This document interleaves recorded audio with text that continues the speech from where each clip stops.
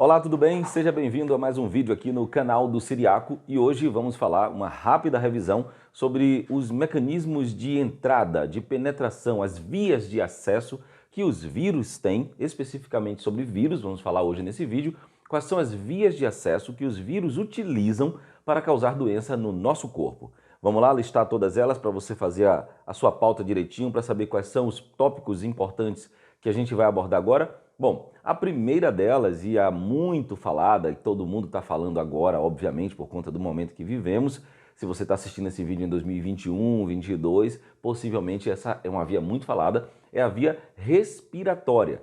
É onde o vírus entra pelas nossas narinas e vai atingir a via respiratória superior, as áreas respiratórias inferiores e por aí vai, e ele utiliza isso para disseminar. Isso é uma via, a gente fala detalhadamente sobre ela daqui a pouco no decorrer do vídeo, não acelera não, porque é assunto de revisão, você vai fazer prova para você não tomar pau. Vamos lá, a via respiratória é uma delas, uma das principais. Depois a gente tem as mucosas, que é a nossa boca, vagina, pênis, ânus, tudo isso são mucosas que podem ser também, e é muito utilizada, como via de entrada de vírus de todas as espécies possíveis. Outra via muito comum, e essa também as pessoas acabam esquecendo, é a pele. E existe uma diferença entre a penetração pela pele e a subcutânea, são coisas diferentes. Então a pele é uma das vias de entrada, aquele vírus que vai aqui na nossa pele. Ele tem que superar uma barreira que é uma camada de queratina, né, de pele morta, que protege a nossa pele, né, que a gente olha assim, às vezes está brilhando, né? Bom, isso é pele morta, é queratina que nos protege de diversas ações de vírus, fungos, bactérias e por aí vai. O vírus tem que passar por essa, mas tem vírus que são muito habilidosos para passar justamente por essa camada. Então, a pele é uma via. E aí vem a outra via, que é a subcutânea intradérmica, ou seja, ele passa pela derme. Mas, Ciro, que vírus é esse que passa pela derme? Bom, ele não passa ele sozinho, ele precisa de um vetor, de um agente. Quem é esse agente? Um inseto, um mosquito qualquer que vai passar por essa região e colocar o vírus abaixo da sua epiderme, depois da camada de queratina lá dentro, e dali ele se dissemina. Então essas são as principais vias de acesso. Ah, não posso esquecer, uma das vias também, é muito difícil o vírus conseguir sobreviver a ela, mas é a via oral. Esqueça a mucosa, a via do intestino, quando ele passa pelo seu estômago. Essa via é mais difícil, por quê? Porque ele tem uma proteção, que é o nosso estômago, com pH lá em cima, que é extremamente ácido, que não permite vírus, bactérias, fungos passarem com muita facilidade. Então, essa via que a gente vai consumir, ele vai ser engolido, vai chegar no estômago, que é a via intestinal, até ele chegar no nosso intestino, tem que ser um vírus muito habilidoso, com muita adaptação para conseguir chegar lá. Então, é uma via muito difícil. Na verdade, a literatura médica diz que é a via mais difícil de infecção oral. Não é impossível. Tem muitos vírus que são preparados ou utilizam, vamos dizer, um amiguinho, né, que vai levar ele naquele invólucro, naquele envelope que vai chegar lá. Então, resumindo, para você não atrapalhar os seus estudos, essa é uma das vias mais difíceis de penetração de vírus no seu corpo. Agora então, vamos lá para cada uma das vias aqui, para você não ficar com dúvida e fazer a prova e brocar na prova. Antes disso, não se esqueça de deixar o seu comentário aqui, a sua pergunta. Eu sou biomédico de formação, esse canal fala de saúde, fala de resumos de saúde, então deixe sua dúvida, seu comentário, se você gostou, se não gostou, se eu estou falando muito rápido, se eu estou falando muito lento, como todo bom baiano, você que vai dizer e aí a gente vai adaptando melhor forma de falar para você. Uma outra coisa é com relação ao conteúdo. Esse conteúdo tá legal para você? Tá bom? É isso que você quer? Diga aí. Se não é isso, Ciro, gostaria de falar que você falar sobre tal assunto, tal coisa. E aí a gente toca o pau aqui, tá bom? Não esqueça, deixe seu comentário, se inscreva no canal que vai dizer pro YouTube, ó, legal, esse vídeo é bom, vale a pena. Então vamos lá para todas as vias detalhadamente para você entender. Bom, basicamente, como eu falei, uma das vias, a gente vai seguir na sequência, né? A pele. Né? A pele é uma das vias que consiste na epiderme, que você sabe, e essa camada é a camada mais externa. Ela é formada por muitas células mortas, que são chamadas células queratinizadas, e pela derme. Então, é uma barreira de proteção que o nosso corpo tem, essa queratina aí. Essa pele, né, tecnicamente, ela se encontra logo abaixo da epiderme, muito vascularizada, rica em fibroblastos. Sempre eu me atrapalhava na faculdade quando eu ia falar isso. fibroblastos. Bom, aí a foto dos fibroblastos para você entender. E as células dendríticas, que estão aí na sua epiderme. Justamente por causa de sua estrutura, e em particular pelo resto da camada mais externa da epiderme ser constituída por células mortas que não suportam a replicação viral, a pele constitui uma barreira eficaz à infecção viral. Então como eu falei para você, a pele tem a barreira, a camada de célula morta e a camada de queratina é uma barreira muito eficiente contra o vírus, mas vou explicar para você, tem vírus que conseguem passar por isso aí e vou explicar por quais razões também. Então, os vírus que utilizam essa via de entrada, além de ter a capacidade de infectar células específicas presentes na pele, como por exemplo, se liga aí, anote, pega papel e caneta e vai fazendo seu bloquinho de nota. O herpes vírus simples, o HSV1 e o HSV2, eles multiplicam-se em células germinativas da epiderme, enquanto os poxovírus se multiplicam em fibroblastos e macrófagos, que estão presentes aonde? Na nossa derme.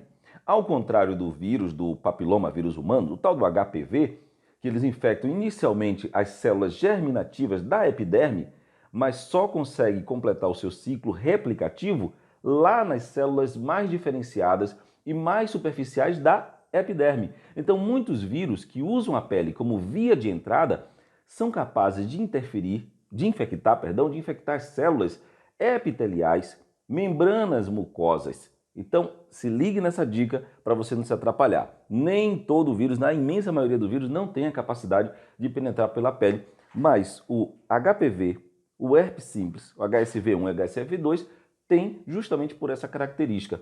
No entanto, neste caso, eles necessitam de superar a barreira mucosa que é caracterizada pela presença de muito IgA e outras proteínas que a gente chama de proteínas virucidas. Nome bonito, né? Proteínas virucidas.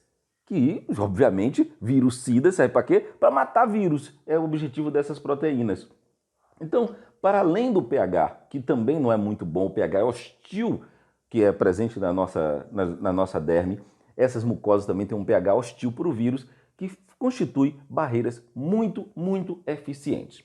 A outra possibilidade, e agora a gente vai para a via transcutânea, é outra via que está relacionada à pele, mas ela precisa passar por uma camada. Essa via é uma via alternativa de infecção, que vem através da pele e é que envolve a picada de vetores. Lembra que eu falei no início? Vetores, artrópodes, hematófagos. Esses insetos, eles conseguem passar por essa camada de proteção, passar por essa barreira e colocar o vírus lá dentro. Então ele já passou pela barreira. Então a via transcutânea é uma via alternativa de infecção da pele, através da pele. Anote isso porque isso pode cair na prova. A característica da via transcutânea é uma via alternativa que é utilizada por insetos, artrópodes, hematófagos. Eles usam isso, os mosquitos, por exemplo, carrapatos, né? Todos eles utilizam essa via e, em alguns casos, a transmissão pelo vetor é feita de uma forma passiva, ou seja, o inseto, ele nem sabe que ele está te passando um vírus, óbvio que ele não sabe, mas ele simplesmente foi ali para consumir sangue, para pegar a hemácia, para pegar o ferro, e aí acabou transferindo para você aquele vírus que agora está dentro do seu corpo, que foi passado diretamente para você. Já em outros casos, parece que tem uma interação direta do vetor no ciclo de vida do vírus, ou seja, como eu falei anteriormente, em alguns casos, vários vírus, a transmissão é por acaso, o inseto não está nem aí, o vírus não precisa disso, mas outros casos sim, faz parte do ciclo de replicação viral e então ele precisa que seja feita dessa forma. O inseto ele vai fazer isso porque faz parte da própria replicação do vírus. Então, nesse caso, a replicação vai acontecer dentro do tecido, da estrutura salivar do vetor, que vai inserir isso dentro de você através da sua pele. O vírus, então, será assim inoculado num novo hospedeiro por ocasião de uma nova picada e depois a refeição do sangue, obviamente, que ele foi o objetivo inicial que ele foi fazer. Vamos lá, alguns exemplos de vírus que usam essa entrada e utilizam esse mecanismo, que é o mecanismo transcutâneo. São vários, viu? Se quiser anotar, não sei nem se precisa anotar, porque muitos deles você já conhece. Quais são os vírus que utilizam a via transcutânea? Alguns exemplos, né? Não vou citar todos, obviamente, que utilizam a via transcutânea para poder fazer a sua replicação viral. Anotou? Pega aí. Então vamos lá. Todas as arboviroses são transmitidas através dessa via. Então se cair na prova, a forma, via de transmissão das arboviroses, você já sabe que não tem exceção, todas as arboviroses são transmitidas através da via transcutânea, ou seja, o mosquito, o inseto precisa penetrar essa via e precisa inocular passivamente ou ativamente o vírus no seu tecido. Se não for isso, não tem como ele fazer a replicação viral. Então, essa é a principal questão de um inseto. Mas existe uma outra, que são as inoculações mais profundas e que tem outros vírus que utilizam isso para poder fazer a sua replicação, para passar de um para o outro, que é, por exemplo, a picada com agulha, outro objeto cortante, ou ainda devido à mordedura de animais. Por exemplo, você já lembrou aí agora, obviamente, do vírus da hepatite C, do vírus da imunodeficiência adquirida, o HIV. Então, esses são exemplos de vírus que são transmitidos por picadas com agulhas, enquanto o vírus da raiva é um exemplo clássico de um vírus transmitido em consequência da mordedura de animais infectados.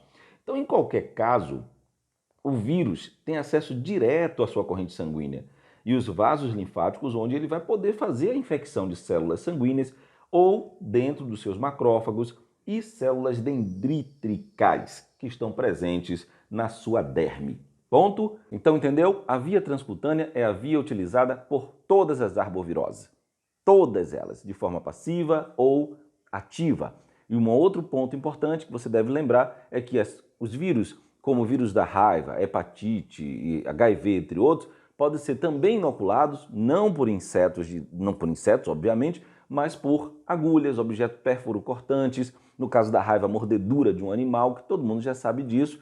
Mas o vírus da HIV, ele tem uma outra via de entrada também, que a gente vai falar mais adiante no vídeo. Vamos para a segunda via de entrada aqui, para você pegar esse resumão, ficar legal, para não demorar demais para você? Se ligue. A outra via é a que eu falei também no início do vídeo, que é muito comum hoje em dia, a gente fala dela, que é a via respiratória. Então, se a inibição da entrada do viral do hospedeiro depende do nível da pele, da integridade mecânica lá da epiderme, ou seja, se a epiderme estiver prejudicada, fica mais fácil o vírus entrar, mas se a epiderme estiver intacta, é muito mais difícil o vírus entrar. Neste caso agora, que é a via respiratória, neste caso não. Já ao nível da via respiratória, os vírus eles tendem a enfrentar os ambientes mais hostis das mucosas do trato respiratório superior ou inferior. A secreção do muco, aquele negocinho chato que a gente tira, aquela melequinha, aquilo ali é um fator de proteção. A secreção do muco, o seu movimento, impulsionado pelas células epiteliais ciliadas, permitem expulsar eventuais vírus que são inalados sem querer. Então, quando você vê aquela secreção saindo do nariz, está escorrendo o nariz, é porque houve uma infecção e o corpo está tendo uma reação de expulsar aquela infecção dali. Se ligue nisso, então não fique desesperado que a pessoa já está doente, que ainda não está. Ela está no processo já de cura, tá? Além disso, mecanismo de imunidade humoral, como IgA, e celular, como linfócitos, macrófagos e outras células fagocíticas, olha o nome, células fagocíticas. O que elas fazem, Ciro? Fagocitose. O que diabo? Ela come, ela engole, ela fagocita os vírus, bactérias, fungos, o que ela encontrar pela frente. Essas células, elas também estão presentes no nível dessas mucosas, impedindo que o vírus se estabeleçam lá. Nesse caso desses vírus que causou a pandemia aí no mundo todo, foi um pouco diferente, né? Meio que ele desconsiderou todas essas defesas que a gente tem. Então, uma outra defesa adicional desta via, da via respiratória, é a temperatura mais baixa. Olha só, você sabia disso? Que no interior da sua cavidade nasal, no interior do seu corpo, a temperatura é mais baixa? Sabe aquela história que às vezes você coloca um cotonete em alguma coisa e quando coloca no outro você sente gelado? É isso mesmo, é porque dentro dessa região a temperatura é de cerca de 33 graus, justamente para ficar um ambiente hostil para vírus e bactérias. O nosso corpo é top, né não? A natureza se adaptando para expulsar esses vírus. Mas vamos seguindo por aqui para você se ligar e entender. Então, agora a gente vai para outra via, que é a via gastrointestinal. E eu te falei lá no início do vídeo que essa é a via menos utilizada, a via mais difícil de um vírus conseguir ultrapassar. E você vai ver agora os pontos por que é muito difícil. Começa logo pelo pH do estômago, né? Pô, passar por aquilo ali, meu amigo, acidez extrema. É quase como dizem, é solução de bateria. Não chega a ser até isso, mas é bem ácido mesmo, assim, nada sobrevive praticamente aquilo ali. Mas tem uns vírus do capeta que conseguem passar por aquilo ali. Mas esses são vírus do capeta mesmo, vou te explicar por quê. Então vamos lá, as barreiras que o vírus tem que passar na questão do estômago para ele conseguir infectar o corpo humano. Se liga aí. O pH ácido, como eu já te falei, a secreção de muco pelas células gástricas e intestinais, que contém os inibidores específicos de IgA e também os não específicos na infecção viral, a secreção de protease por parte das células gástricas e pancreáticas e ainda, para piorar tudo, para dificultar a vida do vírus, tem a presença de sais biliares com propriedades emulsionantes. Veja, não é emocionantes não, é emulsionantes. E os detergentes que fazem do trato gastrointestinal uma via de entrada muito pouco acolhedora para a maioria dos vírus. Os poucos que conseguem estabelecer infecções por esta via apresentam propriedades estruturais que lhe permitem resistir a todas essas barreiras.